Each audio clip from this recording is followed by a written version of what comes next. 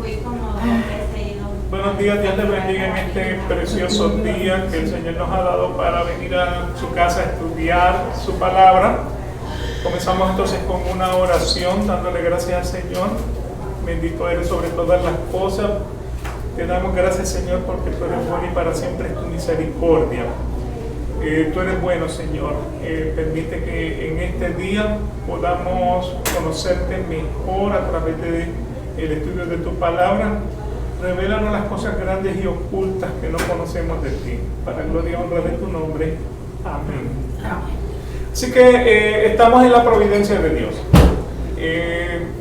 Primero dimos una introducción generalizada de lo que es la providencia, de qué se trataba la providencia.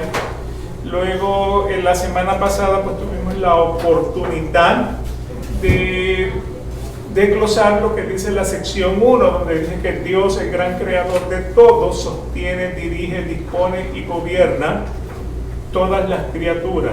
O sea, Dios sostiene, dirige, dispone y gobierna todas las criaturas, las acciones y las cosas, desde lo más grande hasta los más pequeños, por su sabia y santa providencia, conforme a la presciencia infalible y al libre e inmutable consejo de su propia voluntad, para la alabanza de la gloria de su sabiduría, poder, justicia, bondad y misericordia. O sea, ¿qué aprendimos de la sección 1?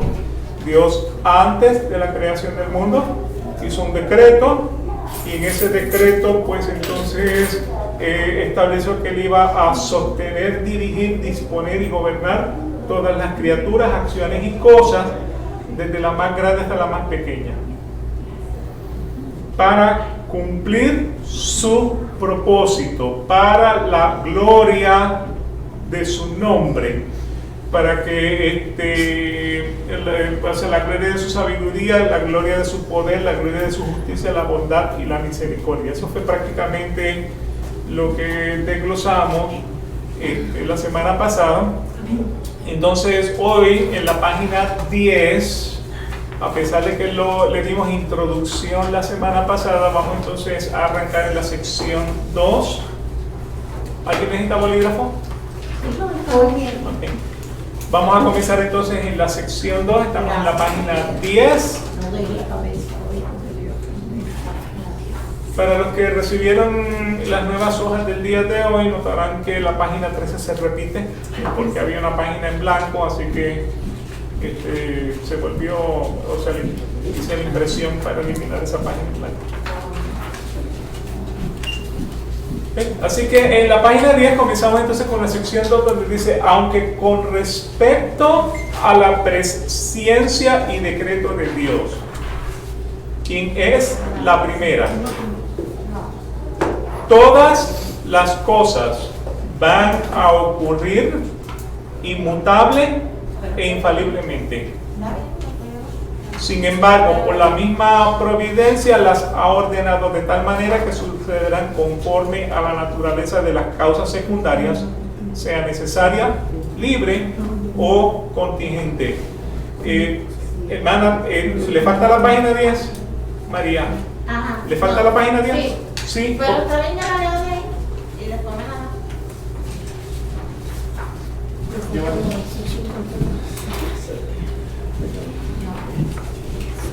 Gracias. Ok, así que nuevamente sección Gracias. Sección 2, aunque con respecto a la presciencia y decreto de Dios, o sea, respecto a lo que Dios conoce de antemano y a lo que Dios ha decretado. Eso ocurre antes del Génesis.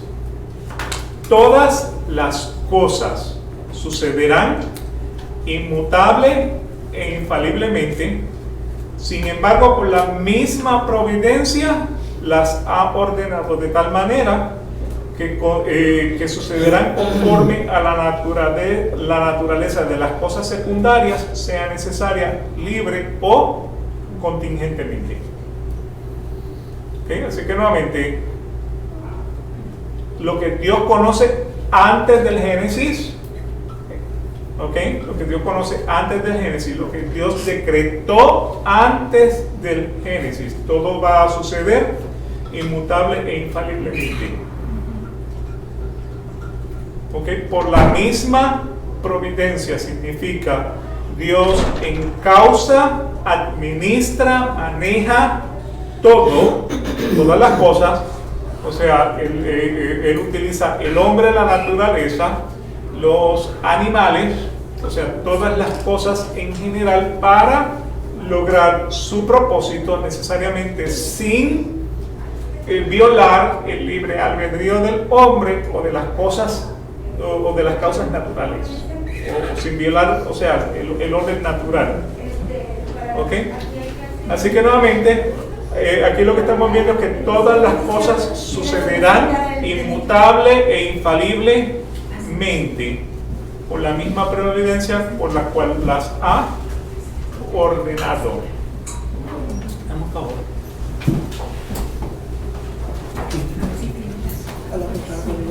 Señora, ¿qué lleva? ¿Qué se está hablando?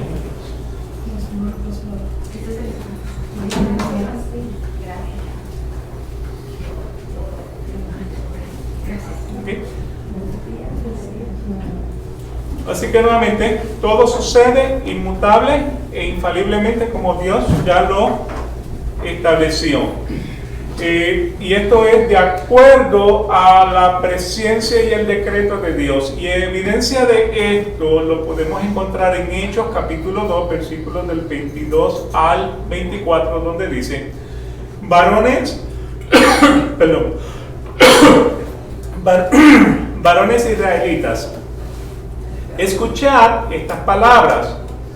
Jesús el Nazareno, varón confirmado por Dios entre vosotros con milagros, prodigios y señales que Dios hizo en medio vuestro a través de él, tal como vosotros mismos sabéis. A este entregado, ¿por qué?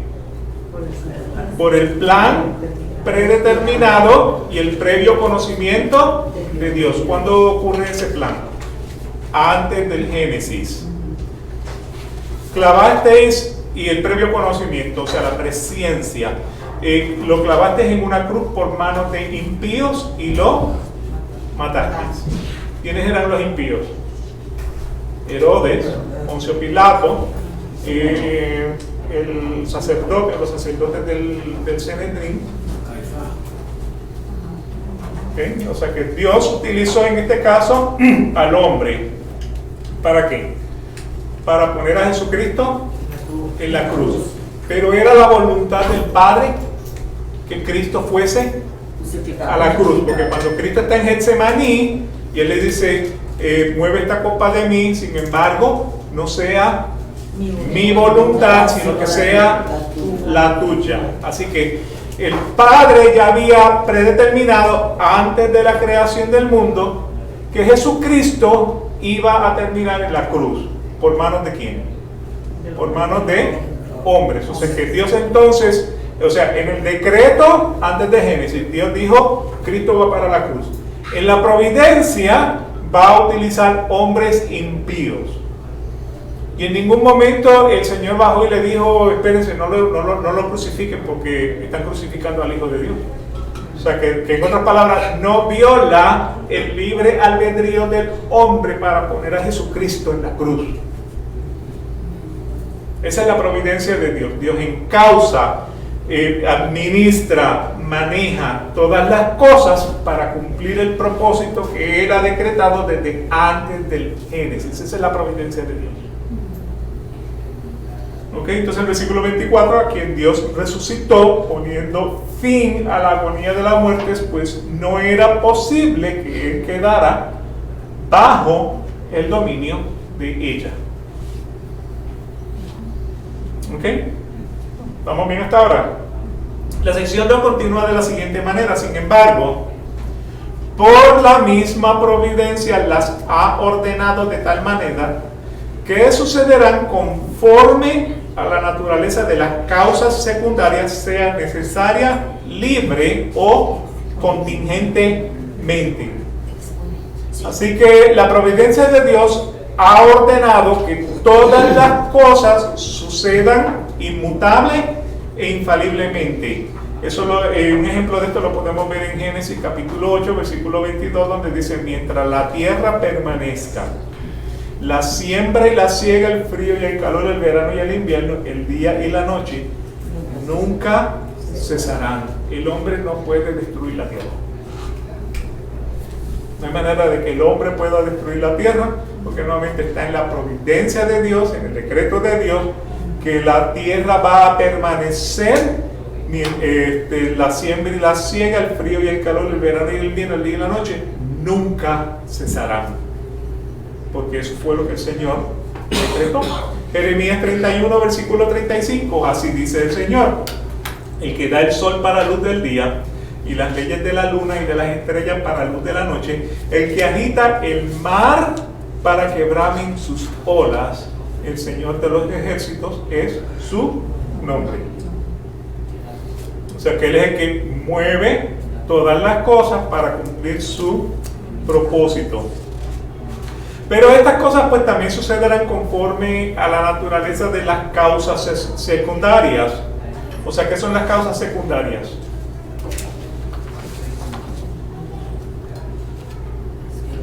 La transgresión del hombre.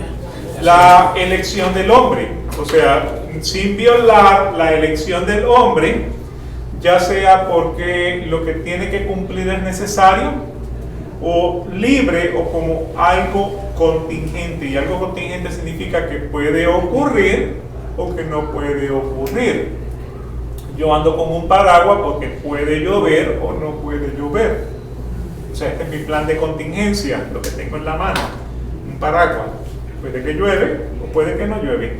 Así que nuevamente, Dios no va a violar la elección del hombre, ya sea porque es necesario, libre, o por algo contingente. Y esto contingente es que puede pasar o que no puede pasar. Y en Isaías capítulo 10, versículos 5 al 7 leemos: ay de Asiria, vara de mi ira y báculo en cuyas manos está mi indignación. Contra una nación impía la envío, y contra el pueblo de mi furor la mandaré, para que capture botín y tome despojos y los pisotee como el lodo de las calles. Pero ella no tiene tal intento, ni piensa así en su corazón, sino que su intención es destruir y exterminar no pocas naciones.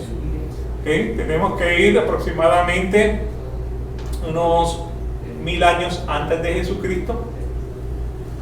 El reino, o sea, 1800 años, 1000 años, algo por ahí. Las 12 tribus de Israel se habían dividido en dos reinos: el reino del norte y el reino del sur, donde Judá era, o Jerusalén era la capital del reino del sur, y Samaria era la capital del reino del norte. O sea, de ahí es de donde salen los samaritanos. Por el sur invade Babilonia. Por el norte invade Asiria. ¿Okay? Entonces se llevaron, o sea, de Babilonia se llevaron los jóvenes, saquearon la ciudad. Por el norte se llevaron también los jóvenes y saquearon las ciudades. Entonces ahora, antes de eso, ¿qué era lo que estaba ocurriendo? Tenían las balanzas desbalanceadas, de tal manera que cuando el pobre venía a comprar, le costaba más dinero porque la balanza no estaba justa. Tenían a los jueces comprados para quitarle las tierras a los pobres. Y el Señor le dice: cambien su camino, si no, yo les voy a meter una invasión donde ustedes entonces van a ser los pobres siendo injustos y siendo esclavizados. O sea que la corrupción siempre ha existido. La corrupción siempre ha estado ahí. Entonces, como ellos no quisieron cambiar su camino, el Señor permitió entonces que Asiria por el norte, Babilonia por el sur, y los tuviera 70 años en exilio. Eso fue lo que se había decretado, 70 años en exilio. Si va a Daniel capítulo 9, Daniel entonces andaba con un libro del profeta Jeremías y le dice: Señor, ya pasaron los 70 años, ya es hora que tú nos regreses entonces a nuestra tierra para que nosotros podamos reconstruir nuestra ciudad. O sea, es una oración muy magistral de cómo se le ora al Señor, de acuerdo a lo que dice su palabra.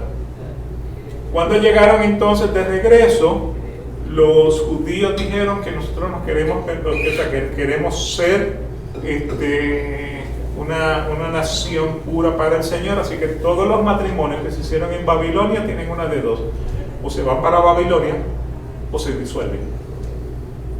Pero cuando vinieron las 10 tribus del norte, ellos no quisieron entonces disolver los matrimonios que se habían hecho entre hebreos y asirios, y por esa razón entonces se crea esa discordia entre judíos y samaritanos. O sea, son descendientes del mismo Israel. Sin embargo, eso es lo que se conoce entonces como las 10 tribus de Israel, porque no quisieron disolver esos. O sea, no era, los del sur decían esto: ustedes no son no son hebreos, judíos puros, ustedes son mezclados con impíos. Entonces, ¿qué es lo que dice aquí? Hay de Asiria la vara de mi ira y báculo en cuyas manos está mi indignación. Contra una nación impía le envío. ¿Y a qué nación fue esa? Los judíos. Lo mismo vamos a Jeremías 27, o sea, donde dice Nabucodonosor, mi siervo. O sea, ¿quién es el que regresa o quién es el que autoriza o permite el retorno de Babilonia a Judea, a la tierra, o sea, a Jerusalén? Es Ciro. Bueno, Ciro no era judío, sin embargo el Señor dice: Ciro, mi siervo. O sea, entonces lo que estamos viendo es la providencia de Dios, cómo Dios administra, cómo Dios encausa, cómo Dios motiva para que su plan, su decreto sea manifestado. Y en este caso está utilizando a la nación de Asiria para cumplir ese propósito sobre los samaritanos.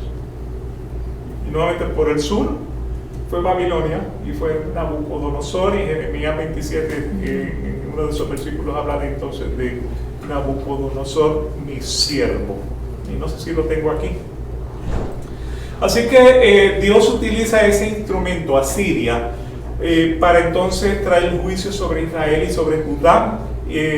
Más adelante entonces hizo lo mismo a través de Babilonia contra Judá, y eso lo vemos en Habacuc capítulo 1 versículo 6. Asiria no sabía que era el instrumento del Señor, sino que pensaba que con sus conquistas era el resultado de su propio poder. Sin embargo, fue siervo de lo que el Señor estaba haciendo. Jeremías 27, versículos del 5 al 8: yo hice la tierra, los hombres y los animales que están sobre la faz de la tierra con mi gran poder y con mi brazo extendido, y la doy a quien me place. Y ahora yo he puesto todas estas tierras en manos de mi siervo. Bueno, Nabucodonosor no era judío, pero sin embargo Nabucodonosor, rey de Babilonia, siervo mío, y también las bestias del campo le he dado para que le sirvan, y todas las naciones le servirán a él, a su hijo y al hijo de su hijo, hasta que llegue también la hora a su propia tierra. Entonces muchas naciones y grandes reyes lo harán su siervo. O sea que nuevamente esa es la providencia de Dios, como Dios usa, como Dios encausa, como Dios administra hombres, la naturaleza, los animales, todas las cosas, para cumplir su propósito. Esto fue lo que Él estableció antes de la creación del mundo. Esto es lo que tiene que ocurrir en ese tiempo determinado. O sea, las mujeres del pozo, la samaritana en el pozo tenía una cita con el Señor Jesucristo ese día. Eso no fue una casualidad, eso no fue al azar. Todos los discípulos tenían una cita con el Señor el día en que el Señor les dijo: sígueme, te voy a hacer pescador de hombres. Porque eso estaba decretado desde antes de la fundación del mundo. Entonces, terminando entonces con el versículo 8, dice: sucederá que la nación o el reino que no sirva a Nabucodonosor, rey de Babilonia, y que no ponga su servir bajo el yugo del rey de Babilonia, con espada, con hambre y con pestilencia, esa nación castigaré, declara el Señor, hasta que yo la haya destruido por su mano. Dios utiliza al hombre para cumplir su propósito. Cuando decimos utiliza la naturaleza, utilizó la fruta para provocar la caída. Utiliza los animales, o sea, un gallo le habló a Pedro, le dijo: 3 veces me habrás negado antes de que el gallo haya cantado 2 veces. 2 veces. ¿Qué tal la burra, la asna, que de Labán? Cuando Labán le pegaba, le decía: oye, ¿por qué me pegas? La burra habló.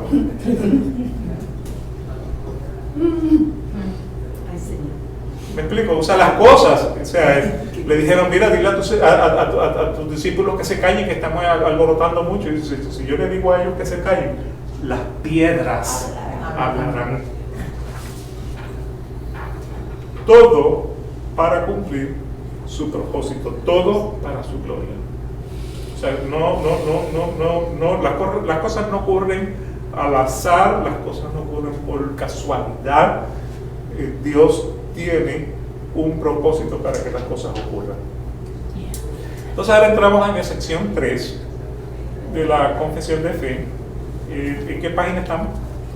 5:12. La página 12. En la sección 3 dice lo siguiente en la página 12: Dios en su providencia ordinaria hace uso de medios. A pesar de esto, Él es libre para obrar sin ellos, sobre ellos y contra ellos, según le plazca. O sea, que en otras palabras, Dios hace uso de medios. Hemos dicho el hombre, hemos dicho la naturaleza, hemos dicho los animales, hemos dicho todas las cosas. Es libre para obrar sin ellos, o sea que Dios no depende del hombre, no depende de la naturaleza, no depende de las cosas para lograr su propósito, pero Dios puede obrar sobre ellos, puede obrar contra ellos, y todo lo hace según le place. Por ejemplo, Dios hace uso de medios en Oseas 2, 21 al 22. Y sucederá que en aquel día yo responderé, declara el Señor. Responderé a los cielos y ellos responderán a la tierra. Y la tierra responderá al trigo, al mosto y al aceite, y ellos responderán a Jezreel. Así que nuevamente, Dios hace uso de medios y prácticamente pues, utiliza todo. Dios es libre para obrar sin ellos. En Oseas capítulo 1 versículo 7: pero me compadeceré de la casa de Judá y los salvaré por el Señor su Dios, y no los salvaré con arco, ni con espada, ni con batalla, ni con caballos, ni con jinetes. Los salvaré porque puede obrar sin artículos, puede obrar sin cosas. Dios es libre para obrar sin ellos. También lo vemos en Mateo capítulo 4, versículo 4. Pero él respondiendo dijo: escrito está, no solo de pan vivirá el hombre, sino de toda la palabra que sale de la boca de Dios. O sea que no necesita de nada para obrar. En Job 34:10, por tanto, escuchadme, hombres de entendimiento. Lejos esté de Dios la iniquidad y del Todopoderoso la maldad. Dios obra sobre ellos, Romanos capítulo 4, versículos del 19 al 21. Y sin debilitarse en la fe contempló su propio cuerpo, que ya estaba como muerto, puesto que tenía como 100 años, y la esterilidad de la matriz de Sara, o sea que está hablando de Abraham. Sin embargo, respecto a la promesa de Dios, Abraham no titubeó con incredulidad, sino que se fortaleció en fe, dando gloria a Dios y estando plenamente convencido de lo que Dios había prometido, poderoso era también para cumplirlo. O sea que Dios entonces obra sobre todas las cosas. Dios obra contra ellos en Segunda de Reyes capítulo 6, versículos del 1 al 6. Y los hijos de los profetas dijeron a Eliseo: mira, el lugar en que habitamos contigo es muy estrecho para nosotros. Te rogamos que nos dejes ir al Jordán para que cada uno de nosotros tome de allí una viga y nos hagamos allí un lugar donde habitar. Y él dijo: id. Entonces uno dijo: te rogamos que consientas en ir con tus siervos. Y él le respondió: yo iré. Fue pues con ellos, y cuando llegaron al Jordán cortaron árboles. Pero sucedió que cuando uno de ellos estaba derribando un tronco, el hierro de la hacha se le cayó al agua, y gritó y dijo: ay, Señor mío, era prestada. Entonces el hombre de Dios dijo: ¿dónde cayó? Y cuando le mostró el lugar, cortó un palo y lo echó allí e hizo flotar el hierro, y dijo: tómalo. Y él, extendiendo la mano, y lo tomó. O sea, en otras palabras, en contra de la naturaleza, lo lógico es que, o sea, por el peso del hierro llega al fondo, pero el hierro flota. No flota por nuevamente.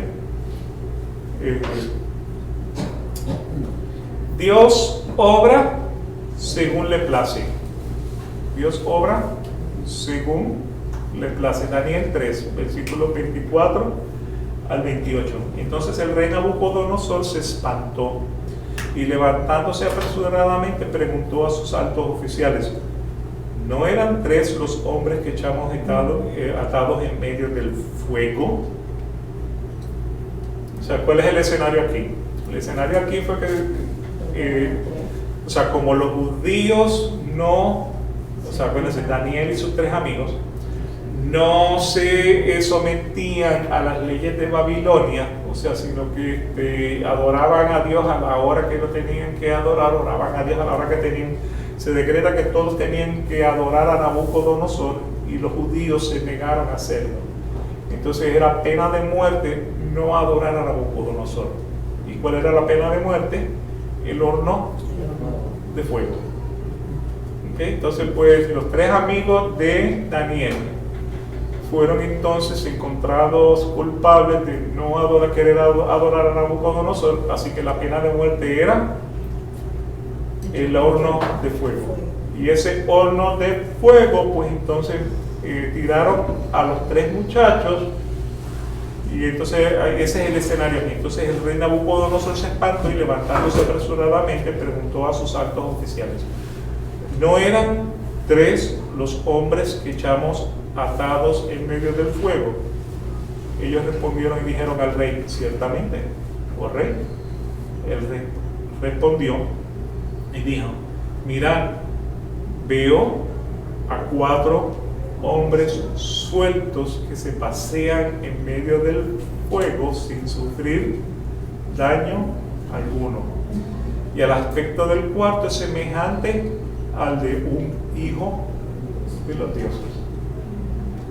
Entonces Nabucodonosor se acercó a la puerta del horno de fuego ardiente y dijo: Sadrach, Mesach y Abednego, siervos del Dios Altísimo, salid y venid acá. Entonces Sadrach, Mesach y Abednego salieron de en medio del fuego, y los sátrapas, los prefectos, los gobernadores y los altos oficiales del rey se reunieron para ver a estos hombres. Como el fuego no había tenido efecto alguno sobre sus cuerpos, ni el cabello de sus cabezas se había chamuscado, ni sus mantos habían sufrido daño alguno, ni aún olor del fuego había quedado en ellos. Y habló Nabucodonosor y dijo: bendito sea el Dios de Sadrach, Mesach y Abednego, que ha enviado a su ángel. ¿Quién era el ángel de Jehová? Jesucristo. En el Antiguo Testamento el ángel de Jehová es Jesucristo. Así que ha enviado a su ángel y ha librado a sus siervos que confiando en él desobedecieron a la orden del rey y entregaron sus cuerpos antes de servir y a adorar a ningún otro Dios excepto a su Dios. ¿Y por qué Jesucristo? Porque es el único que salva, es el único que te puede salvar.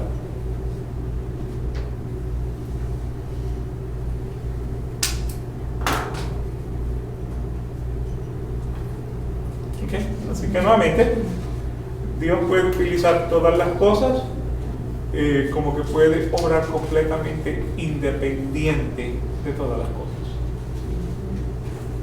Entonces lo importante es cómo se cumple el propósito de Dios. Cómo se cumple el propósito de Dios decretado desde antes de la creación. Eso es lo que estamos viendo en esta sección. La sección 4, vamos a ver entonces, un poquito más larga. Esa estaría en la página, ya para la 14, correcto.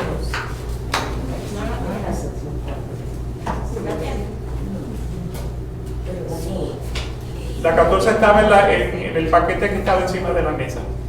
Ya lo cogieron todo el día. ¿No quedó? Sección 4.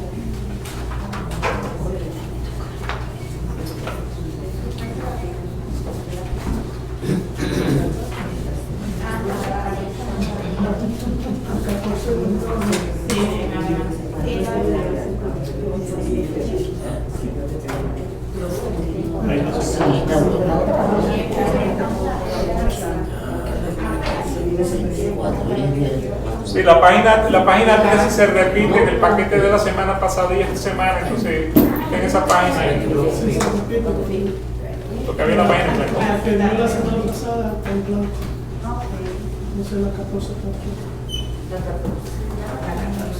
Ok, entonces,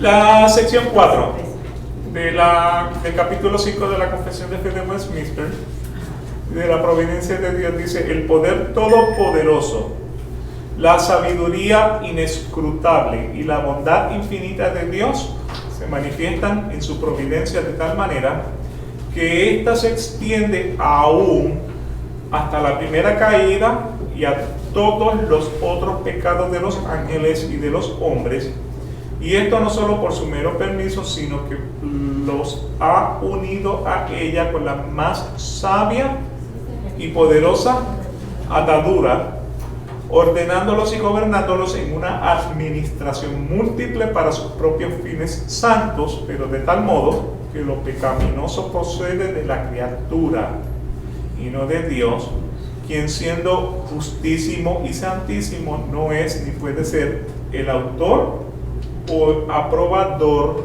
del pecado. Bastante carne en ese hueso, ¿no? Bastante carne en ese hueso.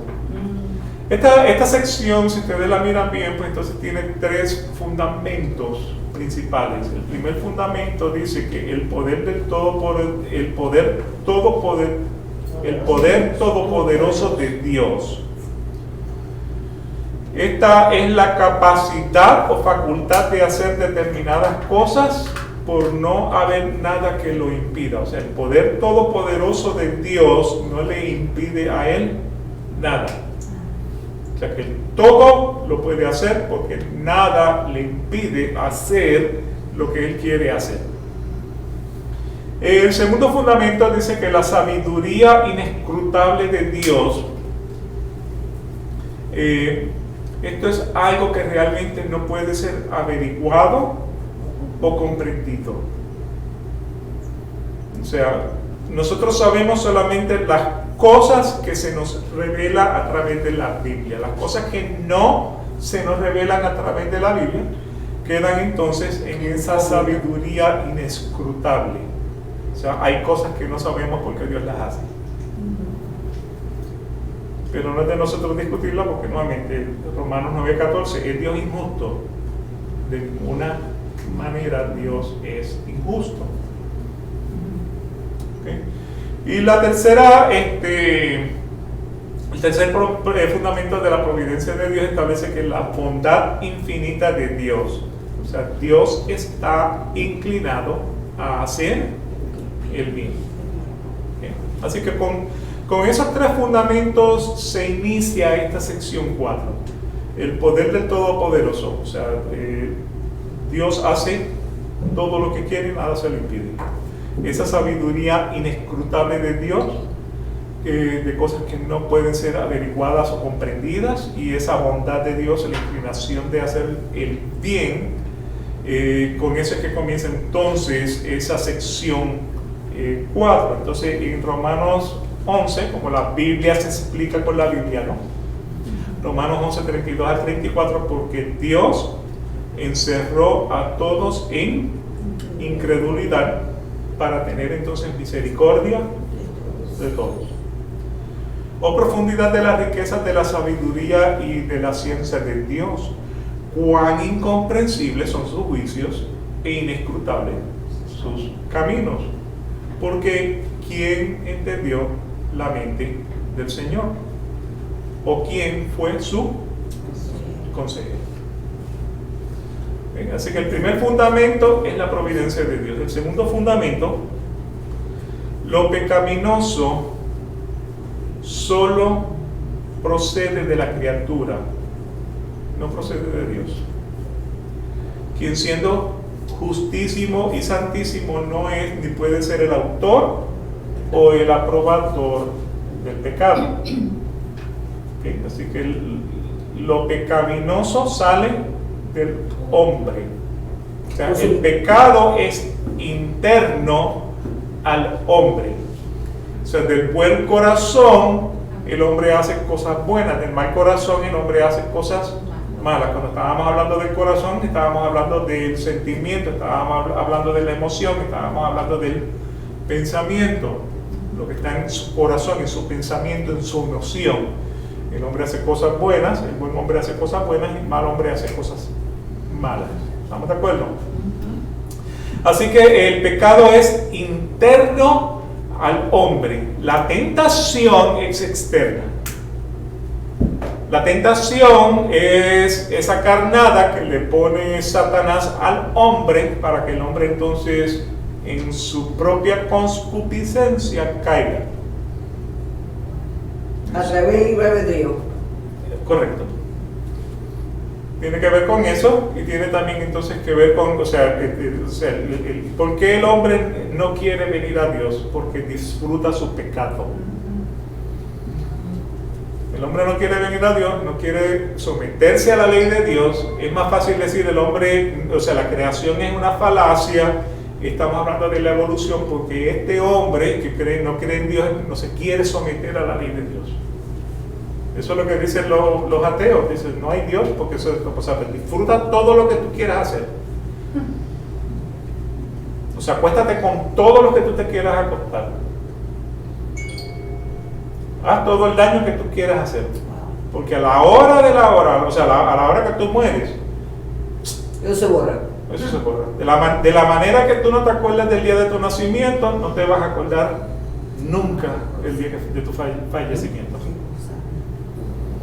Pero eso no es lo que dice Lucas capítulo 16, del 19 al 31, cuando habla del rico y Lázaro. ¿Okay? Así que lo pecaminoso procede solo de la criatura, no de Dios, quien siendo justísimo y santísimo no es, ni puede ser el autor o aprobador del pecado. En primera de Juan 2:16, porque todo lo que hay en el mundo, la concupiscencia de la carne y la concupiscencia de los ojos y la soberbia de la vida no es, más es del mundo. O sea, ¿por dónde entra el pecado? O sea, ¿por dónde entra la tentación? El pecado es interno. ¿Por dónde viene la tentación? Por lo que ve, por lo que oye, por lo que huele, por lo que saborea y por lo que toca. Si ustedes van entonces a Génesis capítulo 3, dice que la mujer estaba oyendo a la serpiente, vio, en algún momento tocó, probó, y en algún momento tuvo que haber olido, porque nadie se come una fruta que huele a algarroba, ¿no?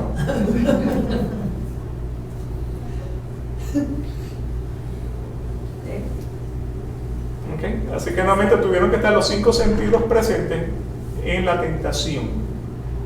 Y de ahí nuevamente, la concupiscencia de la carne, la concupiscencia de los ojos y la soberbia de la vida no es del Padre, más es del mundo. En Santiago 1, 13 al 14 y luego el versículo 17, dice: cuando alguno es tentado, no diga que es tentado de Dios, porque Dios no puede ser tentado de los malos, ni Él tienta a alguno, sino que cada uno es tentado cuando de su propia concupiscencia es atraído y cegado. En otras palabras, tú eres tentado en tu debilidad. No todas las personas son tentadas exactamente por lo mismo. O sea, porque los intereses de algunas personas, de todas las personas, pueden ser diferentes. ¿Me explico en eso? O sea, hay personas que Satanás no lo puede tentar con la pornografía, porque no tienen ese interés. No es algo que les llama la atención, pero tienen algo que lo atrae. Se es tentado en algo, porque el pecado es interno al hombre. Así que cada uno es tentado cuando de su propia concupiscencia es atraído y cebado. Versículo 17: toda buena dádiva y todo don perfecto es de lo alto, que desciende del Padre de las luces, en el cual no hay mudanza ni sombra de variación. Así que nuevamente el hombre es tentado en su propia concupiscencia. ¿Por qué Dios lo permite? No para saber dónde tú estás, o sea, de qué lado del bando estás. Dios sabe en qué lado del bando tú estás. Dios lo hace para que tú sepas en qué lado del bando estás. ¿Me explico en eso? Sí, una visión propia. Es una autoexaminación para que tú puedas decir, o sea, donde está tu tesoro, ahí está tu corazón. Donde está tu tesoro, ahí está tu corazón.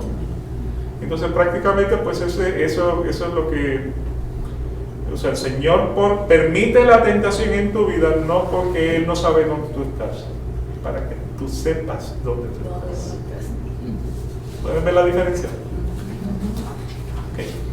El tercer fundamento que tiene esto es que Dios en su providencia ha ordenado y gobernado en una administración múltiple para sus propios fines santos. Entonces es lo que hemos venido machacando desde que comenzamos a hablar de la providencia de Dios, que todo es una administración. ¿Tienen frío? José, por favor, ¿me puedes subir el termostato que está ahí detrás de ti? Sí, súbelo un poquito. Así que el tercer fundamento, Dios en su providencia ha ordenado y gobernado en una administración múltiple para sus propios fines santos. ¿Sí? Romanos 9:17 dice: Porque la Escritura dice a Faraón: para esto mismo te he levantado, para demostrar mi poder en ti y para que mi nombre sea proclamado por toda La por tierra. toda la tierra. ¿Ok? Así que el poder, la sabiduría y la bondad de Dios se extienden a todos los pecados de los ángeles y de los hombres. Y esto pues entonces continuaremos con esta sección la semana próxima. Y lo vamos entonces a dejar aquí. Ok. Quizás arranquemos nuevamente desde el principio para volver a caer en secuencia, pero por el momento le damos gracias al Señor por esta oportunidad que nos ha dado de estudiar su palabra. Le damos gracias, Señor, por las enseñanzas que estamos recibiendo de parte de tu Espíritu, lo que está acabando hondo en los corazones de cada uno de mis hermanos. Te pedimos, Señor, que nos sigas enseñando esas cosas grandes y ocultas que no conocemos, que te manifiestes con poder